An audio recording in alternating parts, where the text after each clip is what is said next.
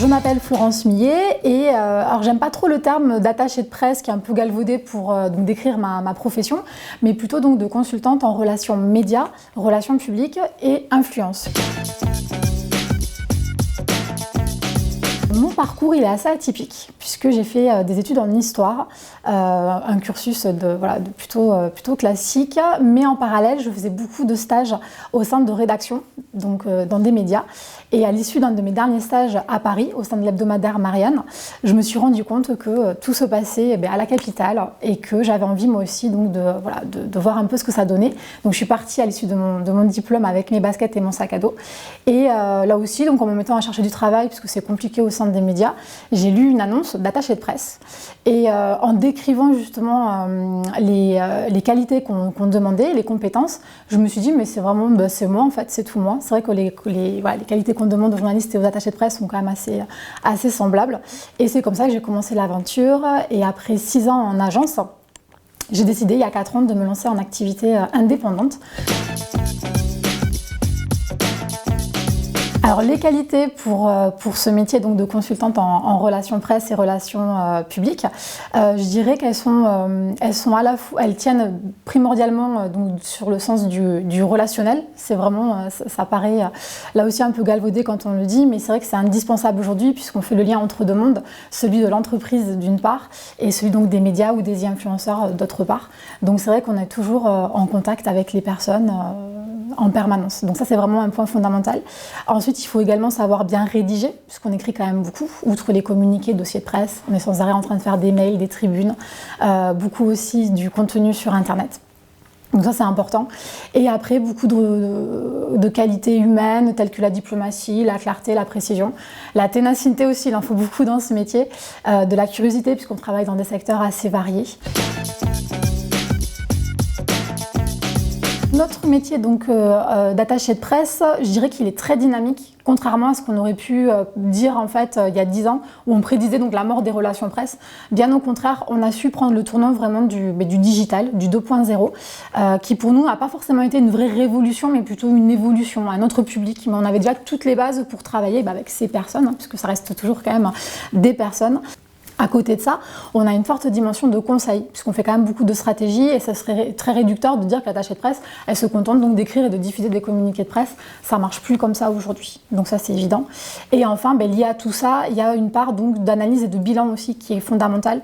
On a tendance un peu à négliger cet aspect-là, mais les relations presse sont partie intégrante des campagnes de communication et c'est compliqué de pouvoir mesurer précisément ce qu'on appelle donc le ROI, le Return on Invest, mais c'est capital puisqu'on vient vraiment là aussi renforcer, si j'ose dire, les résultats de l'entreprise. Alors par définition, il n'y a pas de journée type quand on est consultante en relations presse et en relations publiques, car déjà tout au long de la journée, on va gérer de l'imprévu et de l'imprévisible, puisqu'on est en contact permanent avec d'un côté donc le monde de l'entreprise qui vont nous abonder donc en différentes actualités qui vont être plus ou moins intéressantes pour les journalistes, et de l'autre côté, ces mêmes journalistes et aujourd'hui aussi influenceurs qui vont vouloir traiter de tel ou tel sujet qu'on n'aura pas forcément généré au départ. Et donc là aussi, il faut être assez réactif dans le traitement donc, de ces différentes demandes, puisque là aussi, ils ont des impératifs de bouclage. Pour un débutant, peut-être tout d'abord, je dirais, selon les parcours et surtout selon le point géographique, puisque si on est en province ou si on est à Paris, les salaires forcément sont pas tout à fait les mêmes. Mais on peut dire qu'à peu près une fourchette entre 1 400 € net à 1 800 € net aussi, je pense, c'est une bonne fourchette pour un débutant. Mais ensuite, très vite, il y a des belles perspectives, puisque d'attaché de presse, donc junior, on passe à senior, puis ensuite à directeur de clientèle, et après, pourquoi pas directeur de pôle ou d'agence en fonction de la structure dans laquelle on est. Et après, les salaires, j'ai envie de dire, ça dépend là aussi, mais on peut très facilement quand même se retrouver à 3 000, voire même plus, puisqu'à Paris, les salaires sont quand même beaucoup plus élevés. Le premier conseil que je donnerais à des étudiants qui voudraient suivre cette voie, c'est déjà d'être très curieux, vraiment de lire beaucoup les médias, puisque c'est quand même notre première source, c'est comment est-ce qu'on peut vendre de l'information si on ne connaît pas le support à qui on veut entre guillemets la vendre. Alors là, je fais des gros raccourcis, mais c'est vraiment ça. Et souvent, quand je pose la question justement à des étudiants, ils ne consomment pas trop l'information. Alors ils vont prendre quelques gratuits, etc. Mais tous disent ne plus regarder la télévision, n'écouter très peu la radio.